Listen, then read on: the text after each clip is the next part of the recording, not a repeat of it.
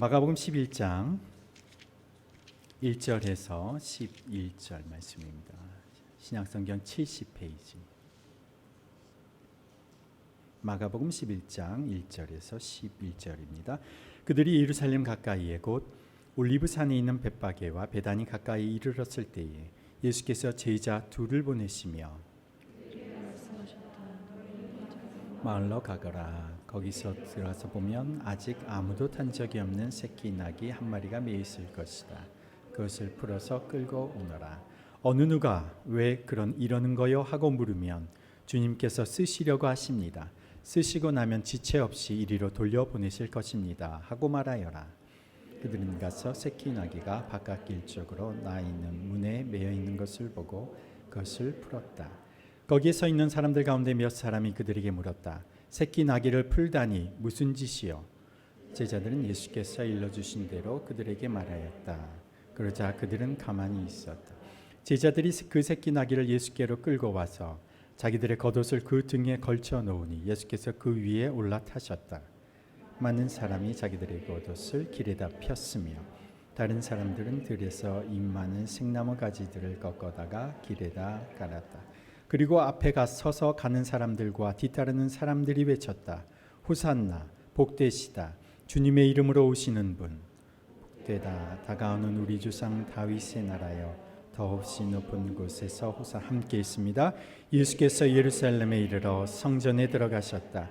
그는 거기서 모든 것을 둘러보신 뒤에 날이 이미 저물었으므로 12 제자와 함께 베다니로 나가셨다. 아멘. 나라마다 국가마다 사람들이 일반적으로 그 나라 사람들이 가지는 특징들이 있습니다. 가난한 시절을 겪어낸 나라, 신흥 이렇게 개발도상국이나 아직도 그 가난을 겪고 있는 이런 나라들에서는 보통 그 사람이나 신분이나 그 사람의 신분이나 가치를 겉으로 드러나 보이는 것으로 판단하는 경우가 많습니다. 그래서 이런 사회에서는 그 사람이 입고 있는 옷, 액세서리, 그 사람이 타고 다니는 차, 이런 겉으로 드러난 것이 그 사람이 누구냐를 말해주는 대표적인 수단이 됩니다. 서구권에 잘 사는 나라에서도 크게 다르지는 않는 것 같습니다만은 겉으로 드러난 것들이 그 사람의 많은 것을 말해주고 있다고 많은 사람들이 생각합니다. 그래서 외모, 또 옷, 자동차 이런 것들로 그 사람을 판단하는 경우가 꽤 많습니다. 그런데 유럽의 경우는 조금 다릅니다. 특별히 제가 살았던 영국이라는 나라의 경우에 사람들이 다른 사람 옷 입고 다니는 것에 대해서 별로 신경을 쓰지 않습니다. 얼마나 오래 입었는지 그 가죽 잠바가 아주 반질반질하게 달아졌는데도 아무 상관없이 매일 그 옷을 입고 다니고 수년째 같은 모자에 10여 년째 같은 가방에 수십 년째 타고 다니는 자동차. 그런데 본인도 별로 신경을 안 쓰고 다른 사람들도 별로 상관을 하지 않습니다. 일부러 분장을 한 것도 아닌데 마치 그 사람이 지나가는 그 모습의 행색을 그대로 영상으로 동영상으로 찍으면 마치 중세시대의 한 장면과 같은 모습처럼 느껴질 만큼의 그런 행색을 하고 다니는 사람들이 종종 있습니다. 와, 이 사람 그대로 찍으면 이거는 중세시대의 그 허름한 옷을 입고 다니는 사람처럼 보일 것도 같다라는 생각이 들 때도 있습니다. 이 표정도 그렇고요. 10년, 20년 된 차도 부지기수로 많이 굴러다닙니다. 제가 영국에서 초창기에 타던 차도 10년이 훨씬 넘었던 차였죠. 그리고 거의 모든 차가 제가 있을 때만 해도 수동으로 기어를 넣는 매뉴얼 기어 조작하면서 타고 다녔습니다. 그래서 제가 최근에는 좀 상황이 달라졌나? 제가 영국의 자동차 현황을 찾아보니까 예전보다는 많이 발전했더라고요. 옛날 살던 도시의 중고 자동차 현황을 봤더니 자동 변속기가 전체 자동차의 40%, 수동 변속기 60% 많이 발전한 겁니다. 제가 있을 때는 자동 변속기 탄 사람을 한 번도 본 적이 못했습니다. 한국 사람 말고는 다 수동을 탔거든요. 기름도 많이 먹고 자동차 가격도 수동 기어의 차보다 비싼 차인데 왜 그 차를 사용해야 되지 생각하는 사람들이 많은 겁니다. 이렇게 생각하다 보니까 차 엔진 사이즈가 2리터, 2.0 리터 되는 차량이면 이거는 어마어마하게 큰 차입니다. 큰 기업, 임원들이 타는 차라고 생각을 보통 하지요. 근데 제가 그런 크기의 차를 지금 한국에서 타고 있습니다. 제가 영국 제규어 공장에서 근무할 때 새 차를 생산하는 라인에서 3.0 리터 엔진이 판매가 되고 4.0, 5.0 리터 엔진 차량이 생산되는데 제가 아니 이런 차들은 어디에서 누가 이런 차들을 살까 봤더니 차량 출고지가 한국, 미국이 굉장히 많습니다. 그 사람이 타는 차가 그 사람의 지위나 신분을 나타낸다고 생각하는 사람들이 은연중에 많습니다. 이것은 예나 지금이나 별로 다르지 않은 것 같습니다. 중세나 고대 사회에 우리가 영화의 장면들을 생각해 보면 전쟁에 앞서서 전 군대가 무장하고 도열해 있는 그 전장에서 모든 군인들이 타고 있는 이 기마병들이 다 도열하고 있는 그 어떤 말보다도 가장 늠름하고 가장 우람한 말, 유일한 색깔, 흰색 말을 타고 등장하는 사람이 나오지 않습니까? 누굽니까? 왕이죠. 가장 화려한 갑옷으로 무장하고 가장 멋진 명마를 타고 등장하는 사람은 항상 왕입니다. 왕은 그 나라를 지배하고 그 나라를 다스리는 유일한 사람이기 때문에 위엄을 드러내면서 말을 타고 등장하는 것이 아주 당연한 일이고 모든 사람들도 다 그렇게 생각하는데 하나님 나라 이 땅에 가져오신 왕 되신 예수님께서 예루살렘으로 들어오시는 그 모습은 너무나도 초라하게 그지 없는 겁니다. 비록 사람들이 깃발을 흔들며 이파리를 흔들며 호산나 호산나 왕으로 오시는 이여 만세하고 외치기는 했지만 그 모습은 너무나도 초라하게 들어오시는 거죠. 이 땅에 오신 예수님께서 태어나신 것도 너무도 초라하게 베들레헴 마구간에서 태어나셨는데 이 공식적으로 예루살렘에 입성하시는 모습도 참 너무 초라합니다. 그 이유가 무엇일까? 그것은 구약의 메시아가 올 때 왕이 그렇게 등장할 것이라고 예언된 구약의 예언에서 예수님은 겸손하게 초라한 모습으로 입장하실 것이다 이렇게 예언을 했기 때문에 그렇습니다. 오실 메시아는 겸손하여서 군림하지 않는 분이시기 때문에 그분은 왕이 타야 할 군마와 병거를 거느리고 오시지 않고 겸손한 동물 나귀를 타고 오실 것이다 이렇게 예언했죠. 스가랴서 9장 9절의 예언을 제가 읽어드리면 이렇습니다. 이스라엘을 구원하러 오시는 왕 중의 왕 메시아는 나귀를 타고 오실 것이다. 이 메시아로 오시는 예수님이 말을 타고 오셨다면 그것은 구약의 예언이 성취되지 않는 것입니다. 예수님은 전쟁의 왕이 아니라 평화의 왕으로 오시는 것이고 그리고 나귀를 타고 오셔야 구약의 예언대로 사람들이 메시아임을 알아챌 수가 있는 겁니다. 그래서 예수님은 군마를 거느리지 아니하시고 점령하러 쳐들어오는 그런 왕이 아니라 사람들이 흔히 타던 평범한 나귀를 타고 겸손히 섬기는 왕으로서 예수님께서 다가오시는 겁니다. 이제 예루살렘으로 들어가시는 모습을 우리가 한번 살펴보십시다. 함께 1절 함께 다시 한번 읽어보겠습니다. 11장 1절 시작. 그들이 예루살렘 가까이에 곧 올리브산에 있는 벳바게와 베단이 가까이에 이르렀을 때에 거기까지만 예수님은 예루살렘으로 들어가시는데 동쪽으로 통해서 이제 들어가시는 여정을 택하셨습니다. 이 예루살렘의 동쪽 문 이게 의미가 있는 문인데요. 지금 예루살렘에 가보면 이 동쪽 문은 닫혀 있고 폐쇄되어 있습니다. 막혀져 있습니다. 일부러 막아놨습니다.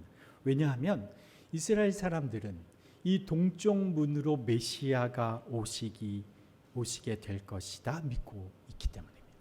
그들은 아직도 메시아가 이 땅에 오시지 않았다고 생각하니까 이 예루살렘 동쪽 문으로 메시아가 오실 것이기 때문에 지금도 동쪽 문 밖에 가보면 거기에 무덤이 많은 공동묘지가 그 동쪽에 있는 것은 메시아가 올 때에 이들도 부활할 것이다 믿기 때문에 지금도 묘지를 그쪽에다 쓰고 있죠.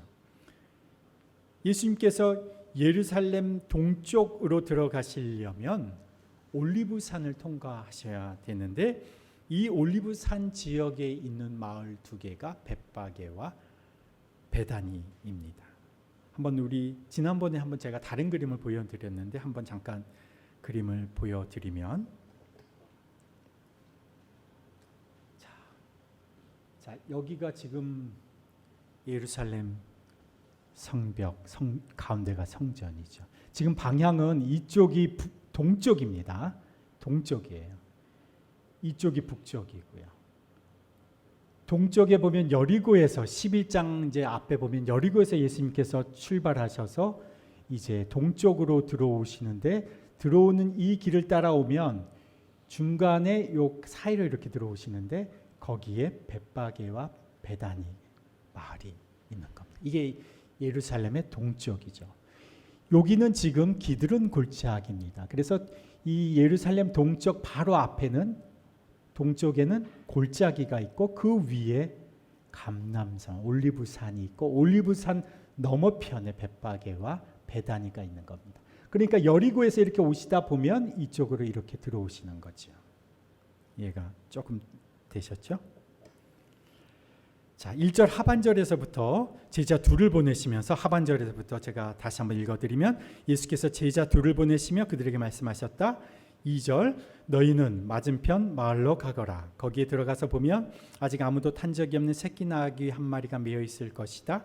그것을 풀어서 끌고 오너라. 어느 누가 왜 이러는 거요? 하고 물으면 주님께서 쓰시려고 하십니다. 쓰시고 나면 지체 없이 이리로 돌려보내실 것입니다. 하고 말하여라. 여기서 맞은편, 길을 오다가 맞은편 마을로 가거라 이렇게 말했는데 맞은편 마을로 간다는 말은 제가 이렇게 걸어오다가 앞에 보이는 정면에 보이는 마을, 이게 맞은편입니다. 앞에 보이는 마을로 제자 둘을 보내셨습니다. 그 길은 왼쪽에는 베다니가 있고 오른쪽에는 벳세다가 있어요. 그러니까 벳세다와 베다니 둘 중에 한 마을로 앞에 보이는 맞은편 마을로 예수님께서 제자 둘을 보내신 거죠. 아무래도 예수님이 자주 가셨던 베다니일 가능성이 많을 것 같습니다. 베다니는 예수님이 자주 머무셨던 마을이니까요. 거기에 들어가면 새끼 나귀 한 마리가 길가 쪽 문 앞에 메어 있을 터인데 그 나귀를 풀어서 가져와라. 나귀 주인이 물으면 주님께서 쓰시겠다 말하여라 이렇게 가르쳐 주신 거죠. 가서 마을에 들어가서 보니까 실제로 예수님이 말씀하신 대로 어린 나귀 한 마리가 바깥문 밖에 메어 있는 겁니다. 이제 풀어 끌어오려는데 사람들이 나와서 묻습니다. 이 사람들은 주인입니다. 왜 남의 나귀를 끌어가느냐? 예수님이 가르쳐 주신 대로 그대로 얘기했더니 그들이 순순히 나귀를 가져가게 합니다. 그리고 그 나귀 새끼를 끌고 오니 예수님이 그 나귀의 등에 올라타시고 그리고 예루살렘에 들어가게 되면서 많은 사람들이 나와 환호하면서 예수님을 환영하는 장면으로 이렇게 이어지는 거죠. 제가 이 본문을 예전에도 한번 말씀을 나눈 적이 있는데 제자들이 이 나귀를 끌고 갈 때 어떻게 주인이 이것을 순순히 허락하였는가라는 질문이 우리는 당연히 생기겠죠. 모르는 두 사람이 와서 나귀를 끌고 가는데 어떻게 그것을 주인이 허락해 줄 수 있었을까? 누가복음에 보면 이 주인은 한 사람이 아니라 복수로 표현되어 있습니다. 최소한 2명 이상의 사람들, 가족들, 친구들 혹은 형제들이 아마 돈을 모아서 공동으로 이 나귀를 산 것 같습니다. 마태복음에 따르면 이 어린 나귀는 어미 나귀와 함께 묶여 있었다. 이렇게 표현되어 있습니다. 이 나귀 주인이 어떻게 이것을 허락하였는가라는 점이죠.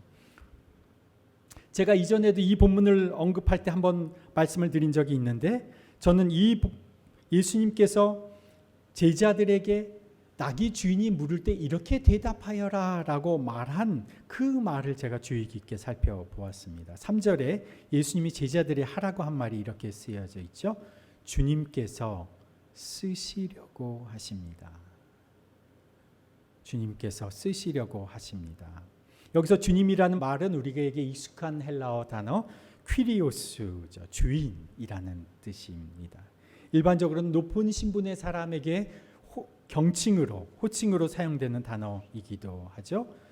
그런데 이 퀴리오스, 주인, 주님이라고 하는 이 단어는 우리가 종종 신약에서 이스라엘 백성들이 하나님의 이름을 부를 때 하나님이라고 하는 그 거룩한 이름을 함부로 부르지 못하니까 그 단어 대신에 퀴리오스, 주님이라고 사용하기도 했습니다. 그래서 이 퀴리오스라고 하는 이 단어, 주님께서 사용하시겠다라고 이렇게 기록되어 있는데, 거기 앞에 보면 이 주님이라고 하는 단어 앞에 정관사가 붙어 있습니다. 영어로는 더, 헬라어는 호라고 하는 정관사가 붙어 있어요. 그래서 이 나귀를 가리키는 이 단어에도 제기대명사가 붙어 있어서 그 본문을 제가 원문을 그대로 좀 살려서 읽어보면 이렇게 읽을 수가 있습니다. 그것의 그 주인께서 쓰시려고 하십니다. 두 단어가 다 생략되어 있는 거죠. 주님께서 쓰시려고 하십니다. 이렇게 되어 있는데 원 그대로 읽어보면 그렇습니다. 그것의 낙이죠. 어린 낙이 그것의 그 주인께서 쓰시려고 하십니다. 왜 주인들이 나귀를 순수히 끌고 가게 하였는가? 자신들이 돈을 투자해서 이 나귀를 분명히 샀을 텐데 왜 그것을 허락하였을까? 그들은요, 분명히 예수님이 누구신지를 들었습니다. 베다니에서 어떤 일이 있었는지 아십니까? 이 베다니라고 하는 마을에서 죽었던 나사로가 살아났습니다. 마을 전체를 뒤흔들 만한 사건이었죠. 죽었다가 살아난 나사로가 이 베다니에 살고 있는 겁니다. 나사로를 살린 예수님이 제자들을 통해서 전한 말, 나귀의 그 주인께서라고 말할 때에 이 베다니에 있는 나귀의 주인은 그 주인이 누구신가를 알았던 겁니다. 죽은 자를 일으키신 그 하나님, 그 모든 생명의 주인 되신 그 주가 내가 그 나귀의 주인이다 말씀하시는 순간, 비록 내가 얼마를 지불하고 그 나귀를 샀다 하더라도 이 사람들은 아무 권리를 주장할 수가 없는 겁니다. 죽은 자를 일으킨 분은 오직 하나님밖에 없다라고 이스라엘 백성들은 믿었는데, 그 죽은 자를 살리신 예수님께서 내가 그 주인이다라고 말하는 순간 원래 주인들은 아무 권리를 주장할 수가 없는 거죠. 제가 예전에 살던 아파트 주변에 개인 주택들이 이렇게 들어설 땅들이 좀 있고, 또 그 뒤에는 아주 큰 넓은 공터들이 있었습니다. 어떤 곳은 이제 막 공사를 하려고, 집을 지으려고 이렇게 펜스를 쳐놓은 것도 있고, 어떤 곳은 이렇게 그냥 방치되어 있는 것도 있는데, 참 재미난 게요, 거기에 주인이 이렇게 붙여놨어요. 이곳은 곧 공사가 시작될 예정이니 농작물 재배를 금지합니다. 이렇게 탁 팻말을 붙여놨는데 그 빈 땅에 농사가 아주 무럭무럭 잘 되고 있어요. 그리고 좀 지나면 또 경고가 하나 또 붙어 있습니다. 이것은 이제 곧 공사를 시작할 예정이니 모든 농작물이 훼손돼도 책임지지 않습니다. 그런데 정말 큰 땅에는요, 경고문이 고발 조치가 시작될 예정이니 모두 원상복귀해 주시기 바랍니다. 그런데도 꿋꿋하게 버티는 농사꾼들이 있어요. 아직 뭐 공사도 시작되지 않았는데. 근데 진짜 땅 주인이 나타나면 아무리 그 땅에 많은 농사를 훌륭하게 지어 놓았어도 꼼짝없이 손 털고 나와야 합니다. 아무리 내가 거기에 많은 노력과 투자를 해놨어도 죽은 자를 살리신 분, 생명을 일으키시는 분, 그분은 오직 하나님뿐이 안 계신데 그분께서 내가 그것의 주인이다 말씀하시는 순간 꼼짝할 수가 없는 겁니다. 이스라엘의 주인 되시고 하늘과 땅의 주인 되시고 모든 것의 주인 되시는 예수님께서 내가 사용하겠다 얘기하는데 누가 감히 거기에 토를 달 수 있겠습니까? 여러분의 인생이 누구 건지 아십니까? 정말 그 주인이 누구인지 아십니까? 정말 그분이 주인이심을 우리가 알고 있습니까? 그분께서 어느 날 내가 좀 이제 사용하자 말씀하시면 그 주인께서 사용하시는 겁니다. 그런데 참 이 본문의 말씀은요, 그 이어지는 말씀이 이렇게 됩니다. 이어지는 3절 말씀에 예수님께서 제자들에게 이렇게 전하라고 말씀하시죠. 쓰시고 나면 지체 없이 이리로 돌려보내실 것입니다. 사실 그 주인 되신 예수님께서 계속 나귀를 타신다고 누가 뭐라고 하겠습니까? 짐도 계속 싣고 다니고 예루살렘으로 올라가고 내려올 때마다 계속 타고 다니셔도 얼마나 편하고 좋겠습니까? 그런데 만물의 주인 되시는 예수님께서 자신의 것이면서도 불구하고 생명의 주인 되시면서도 불구하고 계속 그것을 가지려고 하지 않으셨다는 점입니다. 필요할 때마다 마치 양해를 구해야 되는 손님처럼 동의를 얻어 사용하신다는 거죠. 주인 되신 예수님이 친히 그것을 취하여 내 것으로 삼지 않으시고 잠시 사용하시고 다시 원래 자리에 놓으신다는 거죠. 여기서 우리는 중요한 사실을 한 가지 깨닫습니다. 진짜 주인 되신 예수님께서 우리의 인생도 독점하려고 하시지 않으신다는 거죠. 우리의 인생, 우리의 시간, 우리의 물질, 우리의 직장, 우리의 생명, 우리의 건강, 이 모든 것들이 다 주님의 것이고 주인이 주님이신데, 그런데 예수님께서 이것을 독점하거나 소유하려고 하지 않으시고 실제 주인이시면서도 우리에게 일임해 놓으시고 필요할 때마다 우리에게 동의를 구하시고 사용하신다는 거죠. 이게 뭡니까? 이게 사랑입니다. 3층에 있는 아이들이, 이 주일학교 아이들이 제가 올라가서 보면 이렇게 간식을 먹을 때가 있어요. 맛있는 간식을 먹고 있구나. 제가 장난기가 발동해서 제가 이제 말을 붙여보죠. 이야, 그 과자 참 맛있겠다. 나도 그 과자 참 좋아하는데 하고 물끄러미 바라보고 있죠. 아이가 줄지 안 줄지 보는 겁니다. 근데 저는 이미 제 머릿속에 생각하고 있죠. 이 아이가 자기가 먹고 있던 그 과자 한 조각을 떼어서 나에게 주면, 아, 내가 이 과자 한 봉지를 꺼내서 내가 이 아이에게 주어야겠다.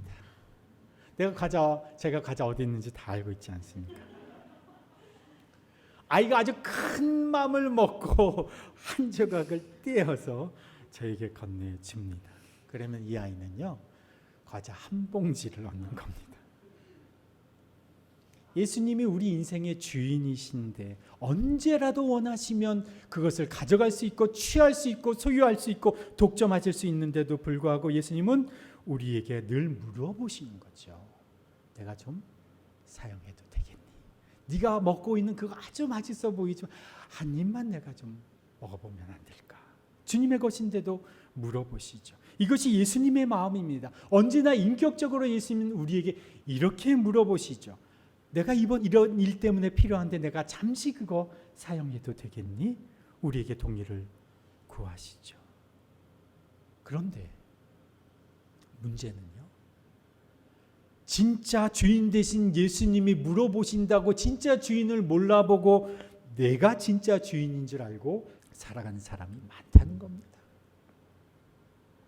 주인이 양해를 구하고 동의를 구하니까 자기가 진짜 주인인 줄 알고 행세하는 사람들이 많다는 겁니다. 내 손에 그 과자가 쥐어져 있으니까 그게 다 내 것인 줄 알고 그렇게 행세하며 살아가는 사람들이 많다는 겁니다.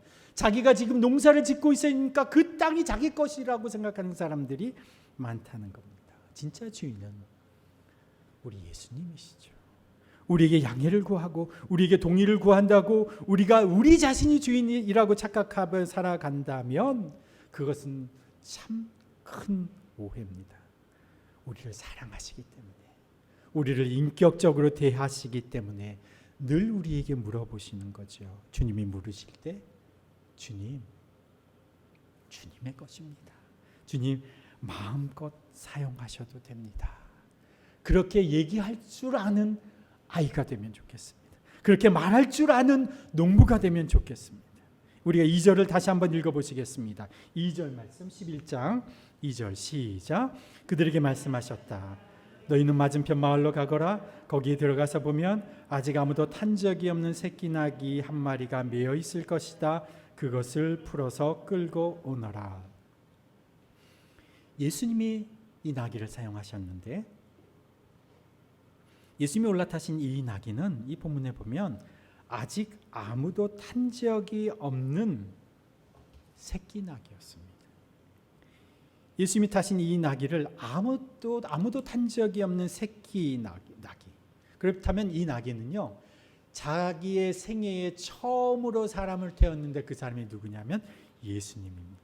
이것이 원래 주인이 의도하지는 않았겠지만 예수님은 이 나귀에 처음 올라탄 사람이죠. 사람을 한 번도 태워보지 못한 짐승이라면 아마 깜짝 놀라고 어쩌면 사람을 떨어뜨리려고 막 발버둥을 쳤을지도 모르지만 이 나귀는 요동치지 않고 예수님을 태웠습니다. 마치 이전부터 이것을 위해 준비하고 기다려왔던 것처럼 말입니다. 성전에서 하나님 앞에 제사를 드릴 때에 쓰는 이 동물, 제물은요, 살아있는 제물을 가져와서 죽여서 제물로 쓰는데 그 제물은 흠이 없는 동물을 사용했습니다. 이 동물은요, 제사 제물로 쓰여지기 위해서 처음부터 아예 구별되고 준비되어졌습니다. 이것이 바로 거룩이라고 하는 개념입니다. 특별한 목적을 위해서 처음부터 구분해요, 분리되어 있는 것, 이것이 거룩인 거죠. 이 나귀가 주인은 그렇게 의도하지 않았겠지만 처음부터 키워지고 있었던 것이 바로 누구를 위해서 준비되었던 것입니까? 바로 처음 자기를 올라탈 예수님을 위해서.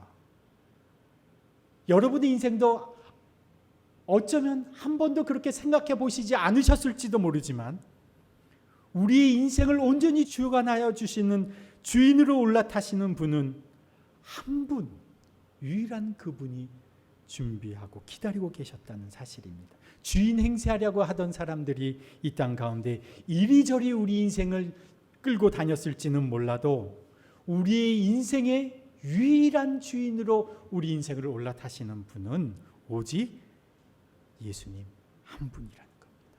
내 인생의 진짜 주인, 그분이 예수님이십니다.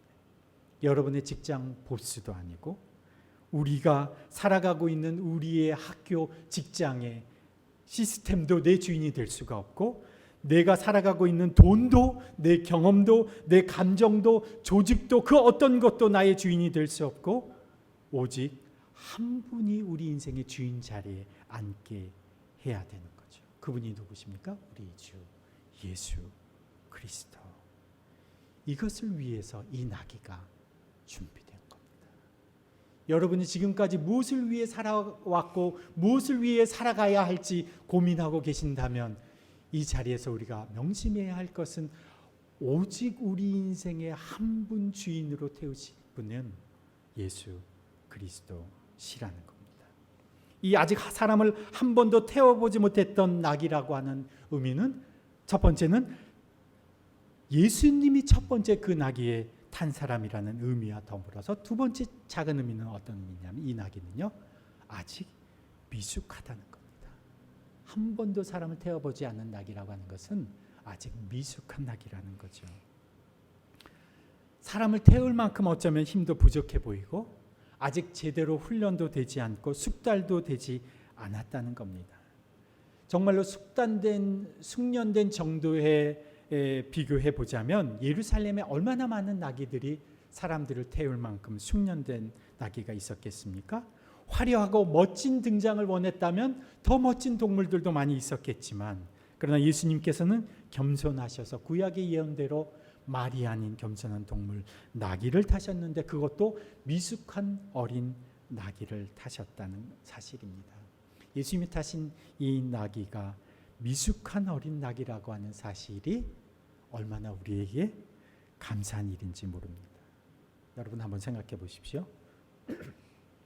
예수님이 지금 이 시대에 사용하기 원하시는 사람들이 있는데 숙련도를 기준으로 한 사람을 택한다면 여러분 그 사람이 여러분이 될 가능성이 있을까요? 없죠. 사람들 중에 비교해서 하나님이 선택해서 그 중에 한 사람을 선택해서 사용하신다면 내가 선택돼서 예수님이 원하시는 일에 사용될 가능성은 하나도 없습니다. 나보다 더 잘난 사람, 나보다 더 능력 있는 사람, 나보다 더 열심 있는 사람, 나보다 더 갖춰진 사람, 나보다 더 영성 있는 사람, 나보다 더 열심 있는 사람 얼마든지 많이 있죠. 저의 경우에도 마찬가지. 저보다 훨씬 하나님 앞에서 뜨겁게 주를 사랑한 사람들이 얼마나 많겠습니까? 그런데 감사한 것은 하나님께서 미숙한 우리도 사용하신다는 겁니다. 고린도전서 1장 26절에 보면 형제자매 여러분, 여러분이 부르심을 받을 때에 그 처지가 어떠하였는지 생각해 보십시오. 육신의 기준으로 보아서 지혜 있는 사람이 많지 않고 권력 있는 사람이 많지 않고 가문이 훌륭한 사람이 많지 않았습니다. 그런데 하나님께서는 지혜 있는 자들을 부끄럽게 하시려고 세상의 어리석은 것들을 택하셨으며 강한 것들을 부끄럽게 하시려고 세상의 약한 것들을 택하셨습니다. 한번 따라해 보실까요? 주인 예수님은 미숙한 나도 사용하신다. 주인 되신 예수님은 약한 나도 사용하신다. 여러분 믿으십니까? 미숙해도 약해 보여도 예수님이 사용하시는 나귀는 어린 나귀입니다. 바로 나같이 믿음이 부족해도 어쩌면 사람의 기준으로 선택하면 절대로 선택될 수 없는 나 같은 사람도 주님이 사용하시는 것, 이것이 은혜죠.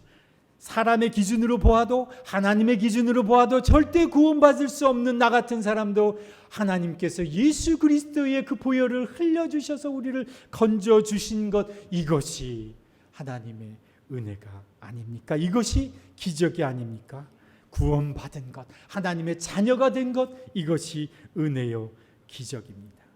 바로 미숙한 우리 인생을 주께서 건져주시고 건져주실 뿐만이 아니라 우리를 사용하신다는 거죠. 우리가 사명선언서에 고백한 것처럼 첫걸음이 되고 밑걸음이 되겠습니다 라고 고백하는 우리 더빅 공동체가 어찌 보면 사람을 태울 만큼의 그런 큰 힘도, 그런 힘센 나귀가 아닐지 몰라도, 아직 미숙한 나귀 같아도 예수님이 어린 나귀를 사용하신 것처럼 우리를 사용하실 겁니다. 주님께서 이 땅 가운데 필요한 일들을 위해서 우리 미숙한 우리를 사용하실 겁니다. 7절, 8절 우리 함께 다시 한번 읽어보겠습니다. 7절, 8절 시작. 제자들이 그 새끼 나귀를 예수께로 끌고 와서 자기들의 겉옷을 그 등에 걸쳐 놓으니 예수께서 그 위에 올라타셨다. 많은 사람이 자기들의 겉옷을 길에다 폈으며 다른 사람들은 들에서 잎 많은 생나무 가지들을 꺾어다가 길에다 깔았다. 아멘. 예수님께서 나귀 등에 올라타시니 길이 펼쳐집니다. 사람들 사이에서 가득 찼던 그 군중들 사이에서 길이 생기기 시작합니다. 길은요, 주님이 만드시는 겁니다. 주님이 올라타시면 그곳에 길이 생기게 됩니다. 예수님이 올라타셔서 주관하시는 그곳에는 길이 생기고 사막에 강이 나고 광야에 길이 나는 겁니다. 그동안 막혀있던 길이, 사람들로 인해 길이 보이지 않던 그곳에 세상 것으로 가득 차 있던 그 광장 한가운데로 길이 펼쳐지는데 그곳에 종려나무 가지가 깔리고, 그리고 사람들이 자신들의 존경의 표시로 입고 있던 겉옷을 그곳에 바닥에 펼쳐 놓습니다. 조금 전까지만 해도 사람들로 꽉 차 있던 그 광장에 양탄자가 깔린 겁니다. 사람들의 옷으로, 종려나무 가지로 그곳에 길이 생기는 거죠. 이것이 주님을 모시고 살아가는 사람들이 누리는 복된 길입니다. 빨간 양탄자 성공으로 향하는 그런 길은 안 열리지만 주님께서 세상 한가운데 예수로 인하여 열어주시는 그 길이 전혀 보이지 않던 세상 한가운데로 열리는 겁니다. 주님으로 인해서 길이 열리는 겁니다. 그런데 우리가 착각해서는 안 되는 것이 이 길은 나를 위한 길이 아니라 누구를 위한 길일까요? 예수를 위한 길입니다. 영광을 위한 길이 아니라 섬김을 위한 길입니다. 예수님께서 십자가로 향하시는 길이기 때문에 그렇습니다. 그것은 칭송을 위한 길이 아니라 헌신의 길입니다. 그 길은요, 예수와 그리고 예수 그리스도의 복음을 위한 길이죠. 예수님께서 우리 인생의 주인 되신 예수님께서 우리에게 늘 펼쳐주시고 제시해 주시는 길이 있습니다. 주님이 펼치시는 길. 마태복음 마지막 장 28장 20절에 내가 너희에게 명령한 모든 것을 가르쳐 지키게 하라. 내가 세상 끝날까지 너희와 항상 함께 할 것이다. 주님께서 펼쳐가시는 길은요, 복음을 전하고 가르치는 길입니다. 예수 복음을 위한 길입니다. 마가복음 16장 15절에 마가복음의 마지막 장에서도 너희는 온 세상에 나가서 만민에게 복음을 전파하여라. 누가복음 24장 마지막 장에도 그의 이름으로 죄사함을 받게 하는 회개가 모든 민족에게 전파될 것이다. 요한복음 마지막 장에도 베드로에게 말씀하실 때에 내 양을 먹이라. 그리고 넘어가서 사도행전 10장에 우리는 그가 행하신 모든 일의 증인이라. 이 마태, 마가, 누가, 요한 그리고 사도행전까지 우리에게 제시해 주시는 한 방향의 길이 있습니다. 그것은 예수와 예수 그리스도의 복음을 위한 길, 예수와 복음을 위하여 살라. 나의 주인 되신 예수님을 세상 속에 드러내는 삶을 살아라, 이렇게 요구하고 계시는 거죠. 주님께서 어린 나귀를 쓰신 이유는요, 주님의 목적을 위해서입니다. 예루살렘으로 향하는 그 겸손한 왕의 길을 위해서 예수님께서 이 어린 나귀를 쓰시는 겁니다. 왜 예수님께서 우리 인생을 택하셨는지 아십니까? 예수님께서 우리 인생을 왜 구원해 주셨는지 아십니까? 우리가 예수 그리스도를 위하여 이제 그 복음의 길을 걷게 하시려고 우리들을 부르신 겁니다. 주께서 우리에게 열어주시는 길은요, 모두 예수 그리스도와 복음을 위한 길입니다. 제가 이렇게 물어봅니다. 왜 우리가 아이들을 잘 키워야 합니까? 여러분 그렇게 대답하세요. 예수와 복음을 위해서. 제가 한번 물어볼게요. 여러분 답을 가르쳐주고 제가 물어보는 겁니다. 여러분 왜 우리가 아이들을 잘 키워야 합니까? 예수와 복음. 왜 우리가 사업을 잘해야 합니까? 왜 우리가 직장을 다니면서 먹고 살아야 합니까? 왜 우리가 존재합니까? 제가 답을 가르쳐 드리고 물으니까 할 수 없이 대답은 하셨는데, 목사님 정말 너무하신 거 아닙니까? 목사님이야 성직자로 살아가니까 그렇다고 해도 우리는 먹고 살아가야 되고 돈 벌어야 하고 직장 생활해야 사회생활해야 되고, 정말 너무하신 거 아닙니까? 혹시 그렇게 생각하시는 분이 계실까요? 우리가 예수와 복음을 위해서 살면 하나님은 우리를 위해서 일하십니다. 우리의 필요를 채우십니다. 넘치도록 채우십니다. 예수님께서 반복해서 말씀하신 말씀이 있습니다. 제자들이 계속 물어봤어요. 먹고 사는 문제 이거 해결해야 되는 거 아닙니까? 제자들이 가는 곳마다 이걸 물어봤거든요. 그랬더니 예수님께서 이렇게 말씀하시죠. 이거 쉽지 않잖아요. 제자들이 늘 그렇게 물으니까 예수님께서 제자들에게 이렇게 먼저 그의 나라와 의를 구해라. 그리하면 이 모든 것, 너희 필요한 것 내가 다 채워준다. 예수님 우리가 살아가는데 필요한 것 모르실까요? 예수님 30년 우리가 똑같이 사셨고 3년 가는 곳마다 제자들이 먹을 것 구하러 마을마다 들어갔습니다.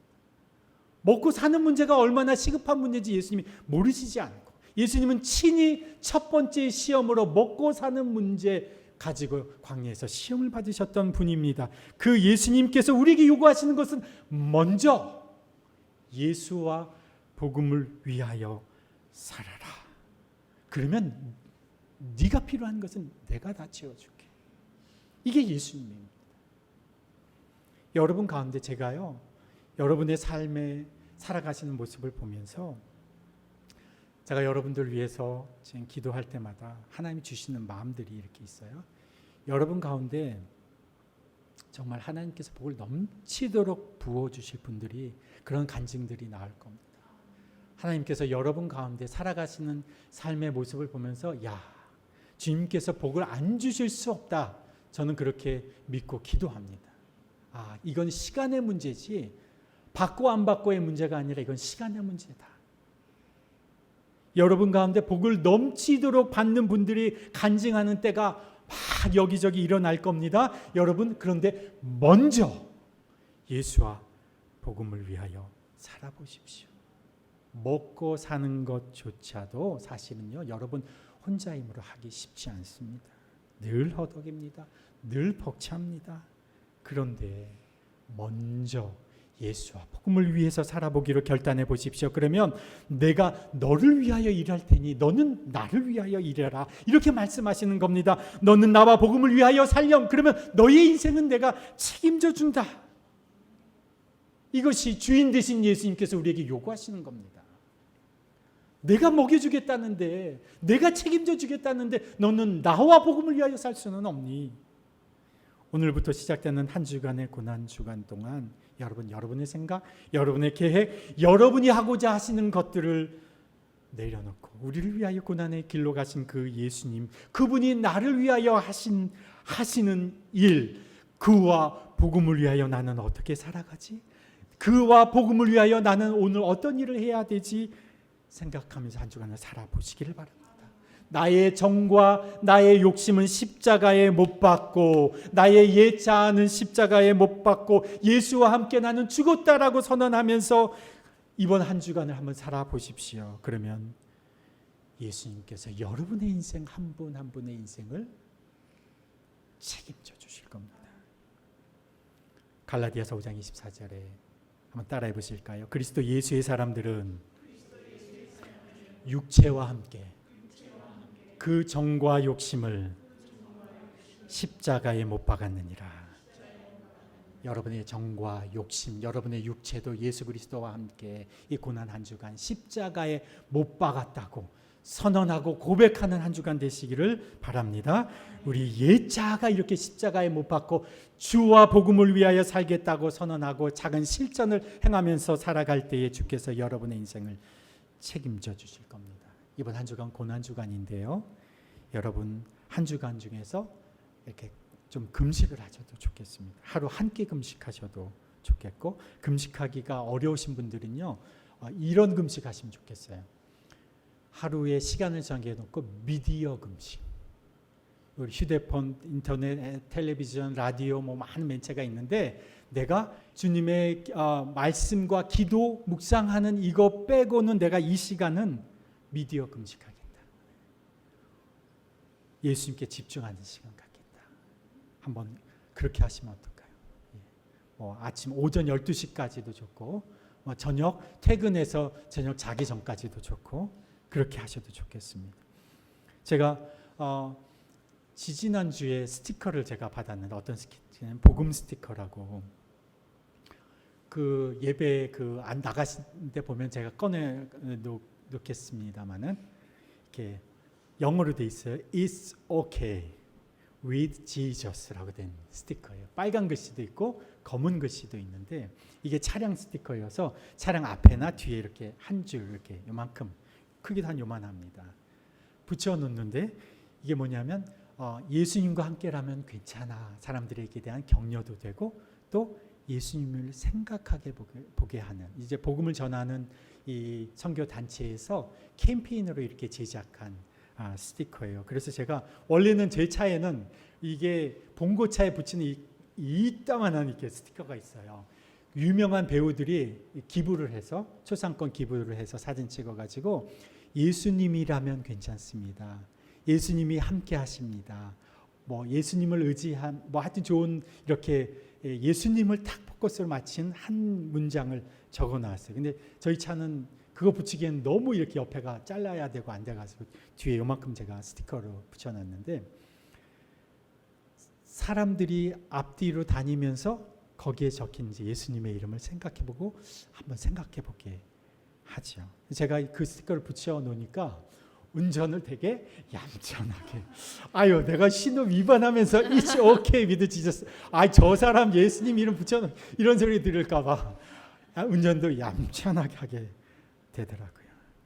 한 주간 여러분 어떤 거라도 작은 미디어 금식도 좋고 금식을 하셔도 좋고, 여러분이 한번 작은 실천할 수 있는 거 스티커를 붙이셔도 좋고, 한번 예수 그리스도를 위하여 이번 한 주간 주와 복음을 위하여 살겠다 결심하면서 한번 살아보십시다. 이번 한 주간 내 옛자가 예수와 함께 십자가에 죽었음을 매 순간 선언하면서 주님 미숙한 저이지만 저를 사용해 주십시오. 그렇게 고백하면서 살아갈 때에 주께서 우리를 붙들어 주시고, 주께서 우리와 함께 하시고, 그리고 텅 비어 있는 것 같은 우리 인생을 주께서 풍성하게 채워 주실 겁니다. 우리 말씀 생각하면서 이 시간에 합심해서 잠시 기도하십시다. 주님, 보잘것없는 인생, 미숙한 인생이지만 주님 우리를 사용해 주십시오. 여러분에게 주신 말씀 메시지를 붙잡고 이 시간에 잠시 고백하면서 기도하겠습니다. 하나님 아버지 감사합니다. 왕 중의 왕이시지만 주님께서는 군마와 병거를 타고 예루살렘으로 입성에 들어가지 않으시고 겸손하고 섬김의 종으로서 주님 아무도 타보지 않은 어린 미숙한 나귀를 타고 예루살렘으로 들어가셨습니다. 그 나귀의 주인 되신 예수님께서 여기 우리 인생의 주인이심을 고백합니다. 내가 주인인 것처럼 살아왔고 내 것인 양 살아왔지만 내 것이 아니고 주님이 우리 인생의 주인이심을 주님 고백합니다. 주여, 우리 인생을 주께서 사용하신다고, 미숙한 우리 인생이라도 주께서 건져주셔서 사용하신다고 말씀하시니 주님, 저희 인생을 주님 앞에 올려놓습니다. 주여, 미숙한 저희들의 인생을 주께서 사용하셔서 주님이 원하시는 주와 복음을 위하여 사용하여 주옵소서. 주여, 우리를 통하여 주님께서 이끌어 가시는 예수 그리스도의 길이 세상 속에 열리게 하여 주시고, 주님 우리를 통하여 하나님의 구원의 길이 내 가까운 누군가에, 내 가족에, 내 소중한 한 사람에게 예수 그리스도의 생명의 길이 하나님 펼쳐지게 주십시오. 주님, 저희 미숙한 인생이지만 주님 저희들의 인생을 주께서 사용하시고 마음껏 사용하실 수 있도록 주님 우리 인생을 주님 앞에 열어놓소. 주여, 이번 고단 주간 한 주간 동안 내 자신을, 내 정과 욕심을 주님 앞에 못 받고 내 육체를 십자가에 고난당하신 십자가의 예수님의 십자가에 같이 못 받고 살아갈 때에 주여 주께서 우리와 함께하시고 주께서 우리를 일으켜 세우시고 주께서 우리를 가운데 일하시고 주께서 우리의 모든 것을 채우시는 것을 저희들 경험하게 해주옵소서. 주님, 미숙한 저희들의 인생도 주께서 사랑하시니 주님 우리 인생을 내어놓습니다. 주님, 더블교회 공동체 주님 아직도 하나님이여 힘이 없고 부족하지만 주님 앞에 올려놓사 주여 세상 속에서 주님이 예수 그리스도와 복음을 위하여 능력 있게 사용하여 주시옵소서. 주여, 우리 인생을 주께서 사용하셔서 오늘 우리의 가족과 우리의 이웃들과 우리의 친구들과 우리의 자녀들과 주여 우리의 많은 이들을 주님 앞에로 이끄는 주와 복음을 위하여 살아가는 저희들의 인생 되게 해 주옵소서. 예수 그리스도의 생명의 능력을 세상 속에 드러내는 주님의 백성으로 저희들 살아갈 수 있도록 주님 인도하여 주시옵소서. 하나님 아버지 감사합니다. 우리 인생 정말 미숙하고 훈련되지 않은 저희들의 인생조차 주님께서 건져주시고 또 사용하시겠다 말씀하시니 감사합니다. 주님만을 오직 한 분 주인으로 모시고 예수와 복음을 위하여 살아가는 저희들 되게 해 주십시오. 지금까지 거짓 주인 행세하려고 했던 모든 것에서부터 주님 자유케 해 주옵소서. 우리의 참 주인 되신 예수 그리스도의 이름으로 선언합니다. 죄에서 자유케 하여 주옵소서. 중독에서 자유케 하여 주옵소서. 질병에서 자유케 하여 주옵소서. 근심과 걱정과 불안과 두려움에서 불면에서 자유케 하여 주옵소서. 그동안 거짓 주인 행세해왔던 모든 것에서 자유케 하여 주옵소서. 이제부터 오직 한 분 예수 그리스도만을 모시고 살아가는 저희들의 인생 되게 하여 주옵소서. 예수와 복음을 위하여 살아가는 저희들의 인생의 길이 열리게 하여 주시고, 주와 복음을 위하여 살아갈 때 주께서 모든 필요와 생각하는 것까지도 응답하여 주시는 하나님의 복을 누리며 살아가게 하여 주옵소서. 주님, 더비교회 공동체가 이 세상 속에서 예수와 복음을 위하여 쓰임받는 공동체가 되게 하여 주옵소서. 아직 미천한 어린 나귀와 같지만